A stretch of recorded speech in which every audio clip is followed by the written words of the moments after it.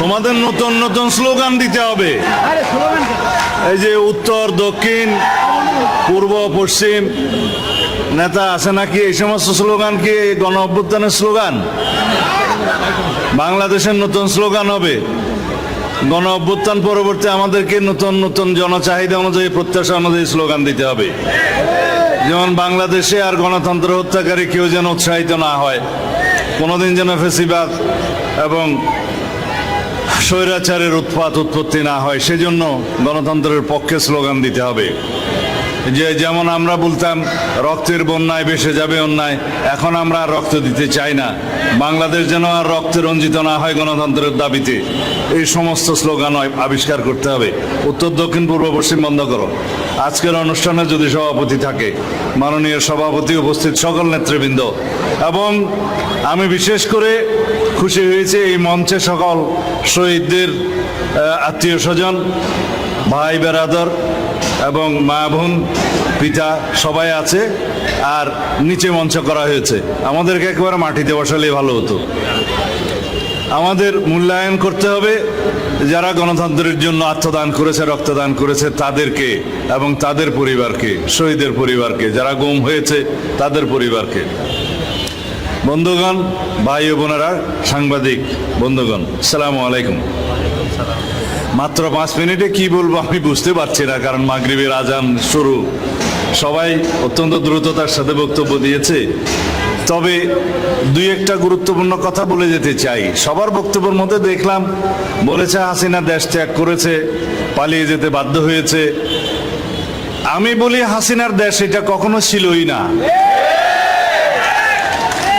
তারা এখানে কখনো রাজনীতি করেনি।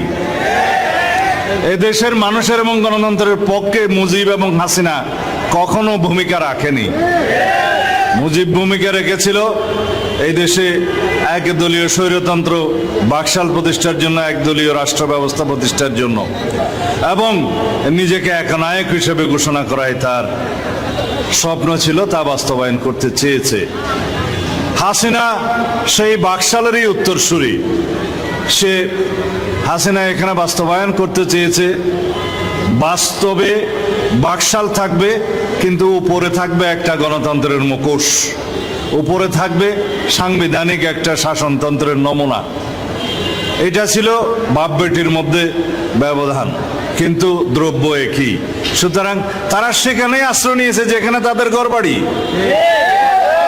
তাদের শিকড় যেখানে, সেখানেই আশ্রয় নিয়েছে। আমরা সেই ভাষাটা এখন প্রয়োগ করতে চাই। বাংলাদেশের মানুষ বুঝতে পেরেছে, শেখ হাসিনা নিজে প্রমাণ করেছে তিনি এখানকার মানুষ কখনোই ছিলেন না, তারা এখানে রাজনীতি কখনো করেননি। এই দেশের গণমানুষের চিন্তা চেতনা তো দূরের কথা, এই দেশের মাটি মানুষের সাথে তাদের কোনোদিন সম্পর্ক ছিল না। যাই হোক, 24-এর ছাত্র গণ অভ্যুত্থান সংগঠিত হয়েছে, কেউ কেউ বলে 36 দিনে, কিন্তু আমাদের বুঝতে হবে এই 36 দিন অর্জন করার জন্য 36টা রক্তের সিঁড়ি আমাদেরকে বানাতে হয়েছে। সেই রক্তের সিঁড়ি বানানো শুরু হয়েছে 2009 সাল থেকে। সেই সিঁড়ি বানাতে বানাতে ফ্যাসিবাদ বিরোধী গণতান্ত্রিক আন্দোলন সংগ্রাম করতে করতে বাংলাদেশ জাতীয়তাবাদী দল বিএনপি সহ এই দেশের সমস্ত গণতান্ত্রিক রাজনৈতিক দল এবং শক্তিসমূহ, সামাজিক শক্তিসমূহ এবং রাজনীতির বাইরেও সাংবাদিক বন্ধুগণ সহ বিশ্ববিদ্যালয়ের ছাত্র এবং বিভিন্ন রকমের শ্রমজীবী মেহনতি মানুষরা এই ফ্যাসিবাদ বিরোধী গণতান্ত্রিক আন্দোলন অবদান রেখেছে, রক্ত দিয়েছে, শহীদ হয়েছে। শহীদ আবরারের পিতাকে দেখে আজকে তাই মনে হয়েছে। আজকে এখানে যারা এসছেন গুম খুনের শিকার হয়ে, যে টুলিকে দেখে আমার তাই মনে হয়েছে আমি নিজে একজন শিকার, এই গুমের শিকার। তারা কারা? তারা এই প্রত্যেকটি এক একটা সিঁড়ি নির্মাণের জন্য অবদান রেখেছে। যারা 2009 সাল থেকে 2024 পর্যন্ত এই ইতিহাস থেকে একত্রিত করবেন, তাতে দেখবেন আপনারা 709 জন গুমের শিকার ব্যক্তিকে দেখবেন। কিন্তু আমরা গুম কমিশনে রেকর্ড করতে দেখেছি 1850 জনের নাম যারা গুম হয়েছে, তার মধ্যে 350 জন নাকি এখনো ফেরত আসে নাই। আমরা খতিয়ান দেখেছি 3000-এরও বেশি বিচার বহির্ভূত হত্যাকাণ্ডের শিকার হয়েছে সেই সময়ের মধ্যে। এটা জুলাই গণঅভ্যুত্থানের আগের ইতিহাস। আমরা দেখেছি 7000-এরও বেশি মানুষ বিভিন্নভাবে নির্যাতিত হয়ে প্রাণ বিসর্জন দিয়েছে, যারা পুলিশে হেফাজতে মৃত্যুবরণ করেছে, এক্সট্রা জুডিশিয়াল কিলিং এর মধ্য দিয়ে প্রাণ দিয়েছে, যারা রাজনৈতিক নির্যাতনের মাধ্যমে তাদের প্রাণ দিয়েছে। এইভাবে একটা সিঁড়ি নির্মাণ করার জন্য 2009 সাল থেকে 2024 সাল পর্যন্ত যাদের রক্ত দিয়ে সিঁড়িটা নির্মাণ হয়েছে, যারা গুম হয়েছে, যারা নির্যাতিত হয়েছে, যারা বিভিন্নভাবে অঙ্গহানি হয়েছে, যারা বাংলাদেশের সকল মানুষকে মুক্ত করার জন্য তাদের নিজেদেরকে সমর্পণ করেছেন, বাংলাদেশের মাটিতে নিজেরা অকাতরে নিজের জীবন বিলিয়ে দিয়েছেন, এই সমস্ত সিঁড়িগুলো বেয়েই 2024-এর 36 দিনের ছাত্র গণঅভ্যুত্থান সংগঠিত হয়েছে। আমি আজকে অনুরোধ করেছি বিভিন্ন জায়গায় কয়েকটি অনুষ্ঠানে, যারা জুলাই ছাত্র গণঅভ্যুত্থানের চেতনা নিয়ে রাজনৈতিক ব্যবসা করতে চায়, আমরা যেন তাদেরকে অনুরোধ করি কখনো যেন সেই রাস্তায় না যায়। কারণ 1971-এর মুক্তিযুদ্ধের চেতনা বিক্রি করতে করতে রাজনৈতিকভাবে আওয়ামী লীগ ধ্বংস হয়ে গিয়েছে, আজকে তারা বিলুপ্ত হয়ে গিয়েছে। এই যে জুলাই ছাত্র গণঅভ্যুত্থানের চেতনা, এই যে মহিমা, সেটা সারা বাংলাদেশের যারা গণতন্ত্রের জন্য সংগ্রাম করেছে, ফ্যাসিবাদ বিরোধী সংগ্রামে আত্মদান করেছে, সকল মানুষেরই চেতনা, সকল মানুষেরই এই অর্জন।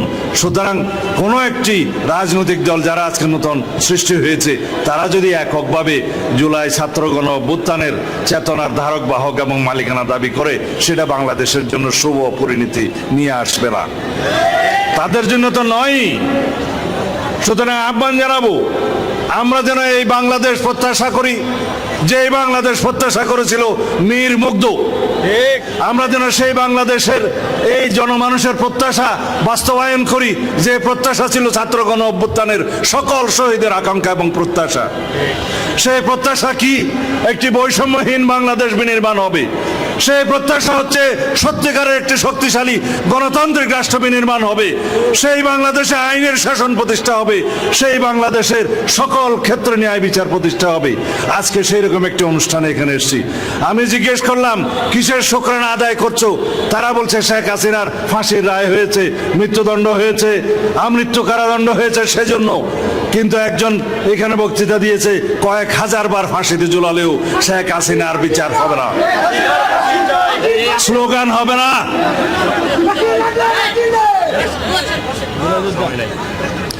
যদি কয়েক হাজার বার শেখ হাসিনার ফাঁসি হয় রায়ে, তাও তার বিচার শেষ হবে না। আমি মামলা করেছি আন্তর্জাতিক অপরাধ ট্রাইব্যুনাল আদালতে, টুলি মামলা করেছে সেই আদালতে, আরো যারা গুমের শিকার হয়েছে তারা মামলা করেছে, অসংখ্য যারা প্রাণ হারিয়েছে জুলাই ছাত্র গণঅভ্যুত্থানে তারা মামলা করেছে। প্রত্যেকটা মামলার রায় যদি প্রমাণিত হয়, সেই রায় হবে ফাঁসির রায়। কতবার ফাঁসি হবে শেখ হাসিনার, শেষ হবে না। মুজিব এবং হাসিনার ইতিহাস বাংলাদেশে গণতন্ত্র হত্যার ইতিহাস, হত্যাযজ্ঞের রাজনীতির নামে অপরাজনীতি প্রণয়নের ইতিহাস, সাংবিধানিকভাবে এই দেশে গণতন্ত্র হত্যার ইতিহাস। তাদের ক্ষমা নয়। বাংলাদেশের এই দেশ থেকে যতদিন পর্যন্ত আপনারা আওয়ামী বাকশালীর সমস্ত অপরাজনীতির মূলোৎপাটন করতে না পারবেন, ততদিন পর্যন্ত এই স্বৈরাচারী শাসন ব্যবস্থা প্রত্যাবর্তনের একটা সম্ভাবনা থেকে যাবে। কিভাবে সেই মূলোৎপাটন করবেন? শুধু নির্বাচন করে? এখানে তো এসে মনে হয়েছিল কাকে মনোনয়ন দেবে সেটা যেন নির্ধারণ করা হয়। নির্বাচন হচ্ছে গণতান্ত্রিক প্রক্রিয়ার একটি ধারণা। গণতন্ত্র হচ্ছে সকল মানুষকে নিয়ে নির্বাচনের মধ্য দিয়ে জনপ্রতিনিধিদের নিয়ে রাষ্ট্র পরিচালনার একটি ধারণা। কিন্তু স্বৈর শাসন, ফ্যাসিবাদ নির্বাচিত প্রতিনিধিদের মাধ্যমে প্রতিষ্ঠিত হতে পারে। তাহলে কিসের সংস্কার দরকার? জনগণের, আমাদের মানসিক সংস্কার দরকার। আমরা যেন সেই রাষ্ট্র বিনির্মাণ করতে পারি যে রাষ্ট্রে সবাই গণতান্ত্রিকভাবে চিন্তা করবে, যে রাষ্ট্রের সবাই ন্যায় বিচার প্রতিষ্ঠার জন্য সমাজের সর্বক্ষেত্রে আইনের শাসন প্রতিষ্ঠার জন্য চিন্তা করে। যে রাষ্ট্রে সবাই জাতীয় সংসদে গিয়ে যেন বাংলাদেশের সমগ্র দেশের সমস্ত কিছু সমাধানের আলোচনার কেন্দ্রবিন্দু হিসেবে কাজ করতে পারে সেই চিন্তা করে, নির্বাচিত জনপ্রতিনিধিরা যেন সার্বভৌম জনগণের সত্যিকারের সার্বভৌমত্ব সেখানে প্রতিষ্ঠা করে, সেইভাবে আমরা একটা রাষ্ট্র যেন প্রতিষ্ঠা করি। আমাদের শহীদদের আকাঙ্ক্ষা, মুক্তিযুদ্ধের শহীদদের আকাঙ্ক্ষা, জুলাই গণ অভ্যুত্থানের শহীদদের প্রত্যাশা এবং জন আকাঙ্ক্ষা, সারা বাংলাদেশের মানুষের যে প্রত্যাশা এবং আকাঙ্ক্ষা এখন আসমান সমান হয়ে গেছে, সেই প্রত্যাশাকে আমরা ধারণ করে আগামী দিনে ইনশাআল্লাহ একটি শক্তিশালী গণতান্ত্রিক রাষ্ট্র বিনির্মাণ করব। আমাদের সামনে নেতৃত্ব দিবেন দেশনেত্রী বেগম খালেদা জিয়া এবং তার সুযোগ্য উত্তরসূরি শহীদ রাষ্ট্রপতি জিয়া রহমানের সুযোগ্য উত্তরসূরি আমাদের নেতা জনাব তারেক রহমান।